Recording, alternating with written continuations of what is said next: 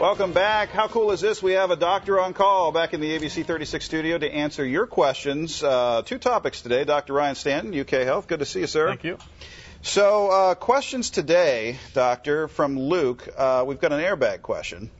I was in a wreck a while back and my airbags didn't go off. I'm pretty ticked off about it. I thought these things were meant to keep me safe. Have you seen similar stories in the ER? Said he was T-boned in the passenger side. That's actually a really, really good question. It's one I hear all the time in the emergency department. I was in a wreck. My airbags didn't go off. What's wrong with them? They must have been defective. Actually, they were designed to go off on front impact, so you have the front of the car getting hit at more than 7 Gs. Okay. So that's about 30 miles per hour head-on collision with a car that it takes to send those things off. And the reason they don't always go off is they can be dangerous. So what we're trying to do is make sure their benefit outweighs their risk. I see. The risk of a head-on collision greater than 30 miles per hour, there's a whole lot of risk of something happening, so the airbags save lives. Gotcha. But if you're in a rollover, side impact, rear impact, they're not going to help you from that impact, so they're actually more dangerous. I see. So they are actually designed, it's what they're supposed to do, to only go off when they're designed and when they're going to help you out. And that's a great thing about them. And the more and more we move forward, the more advanced these airbags are, the more they're designed to help you in specific situations.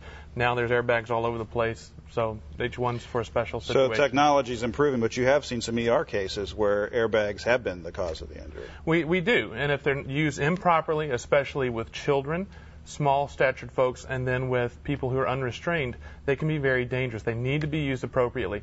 These things go off at up to 200 miles per hour. So you have a hard bag. It's not like a little balloon going off.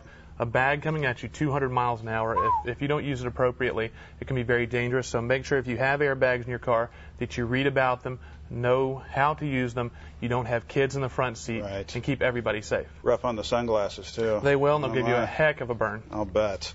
Next question, doctors, from Kyle. This is on appendix surgery. He writes in, I had my appendix burst and then removed, and I wonder how long I should wait before I should really start feeling safe about being able to exercise and lifting a reasonable amount of weights, around 10 pounds or so. Thanks, Doc. Well, this is actually one that I've been toying around with for a few days, because there's no definitive answer. There's no research. I've talked to my friends in surgery at UK. I've talked to some friends I've been with throughout medical school and through training and then now in practice. And there's no definitive timeline. So it's basically on the discretion of the surgeon. The general recommendation is nothing over 10 pounds for up to 2 weeks. Okay. Then up to 4 to 6 weeks, nothing more than 25 pounds. And that's really important. I mean, basically what we're trying to prevent here is a hernia. And anybody who has a hernia out there knows that they're annoying, they can be painful, and they can be dangerous. So we're trying to prevent that. I think the best word of advice I got from one of the UK surgeons was, listen to your body. Don't tell your body to walk it off.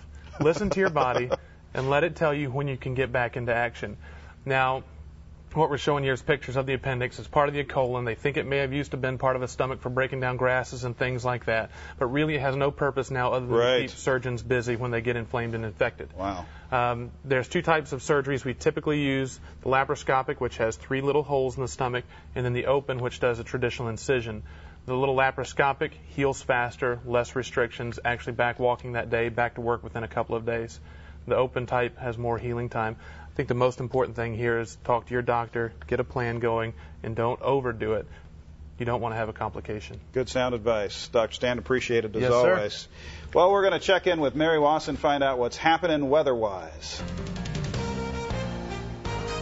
We're seeing quite a bit of rain across central and eastern Kentucky as we head through the day, but we're seeing a big cool down later this afternoon and this week. I'll show you that full 70 here in a few minutes.